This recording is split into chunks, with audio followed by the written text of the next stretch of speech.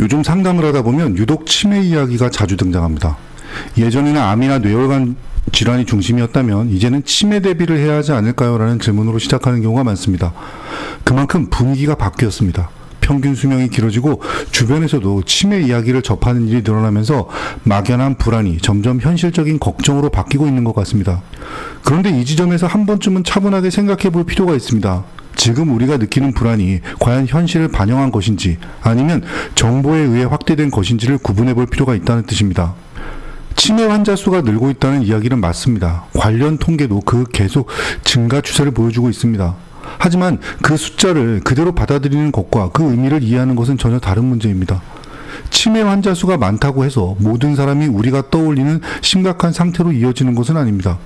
일상생활이 어느 정도 가능한 상태에서 오랜 기간 유지되는 경우도 있고 가벼운 인지저하 수준에서 관리되는 경우도 상당히 많습니다.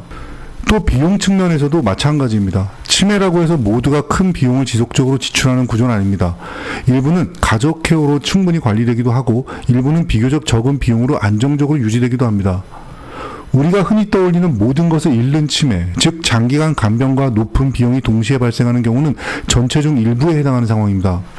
그런데 문제는 이 일부의 사례가 너무 강하게 전달되면서 마치 모든 치매가 그렇게 진행되는 것처럼 인식된다는 점입니다. 그래서 많은 분들이 치매는 반드시 대비해야 하는 매우 높은 확률의 위험이라고 생각하게 됩니다.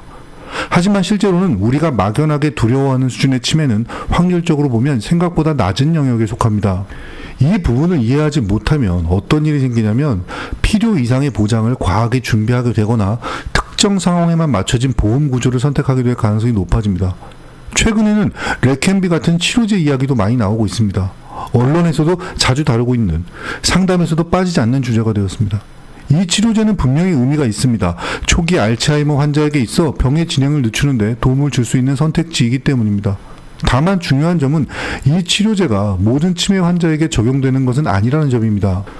경도 인지장애나 초기 단계에서 사용되는 치료제이고 이미 진행된 상태에서는 적용이 제한될 수 있습니다.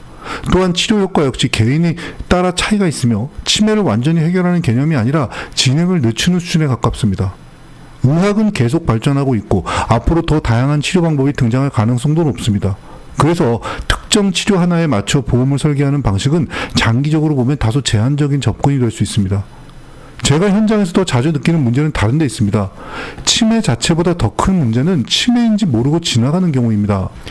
초기에는 단순한 건망증처럼 보입니다. 나이가 들면 누구나 겪을 수 있는 변화로 받아들이기 쉽습니다.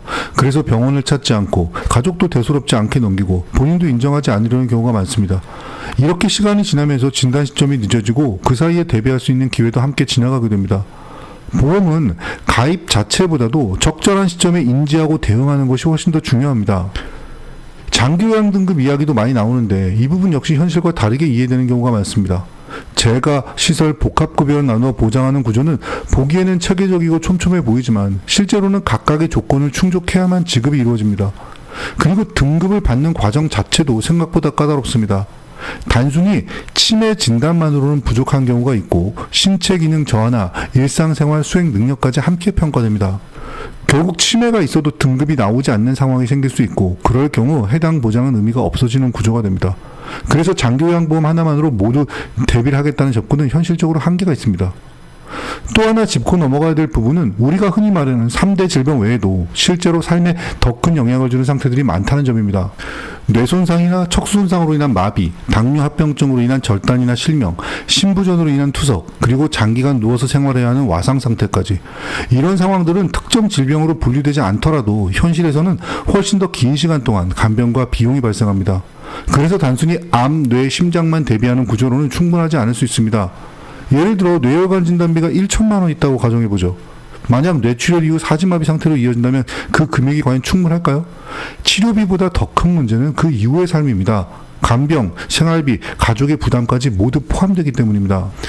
수술비나 입원 일당도 비슷한 구조를 가지고 있습니다. 해당 조건이 충족되어야만 지급이 되고 지급 금액 역시 장기적인 비용을 커버하기에는 제한적인 경우가 많습니다. 그래서 여러 특약을 계속 추가하다 보면 보험은 점점 많아지는데 실제로 쓰이는 보장은 제한적인 상황이 생깁니다. 이런 구조를 조금 다르게 바라볼 필요가 있습니다. 특정 질병 하나를 맞추는 방식이 아니라 어떤 상황이 오더라도 일정한 자금이 확보되는 구조를 생각해 볼 수 있습니다.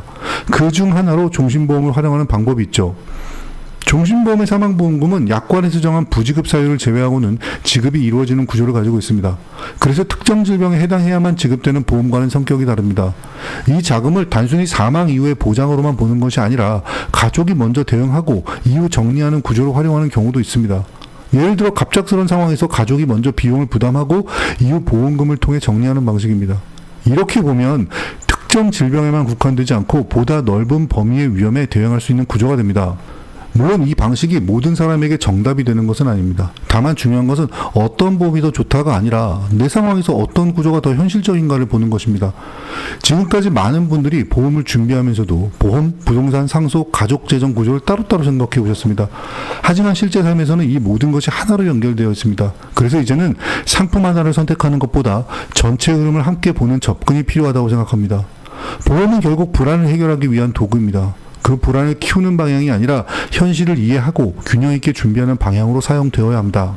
본 광고는 광고 심의 기준을 준수하였으며 유효기간은 심의일로부터 1년입니다.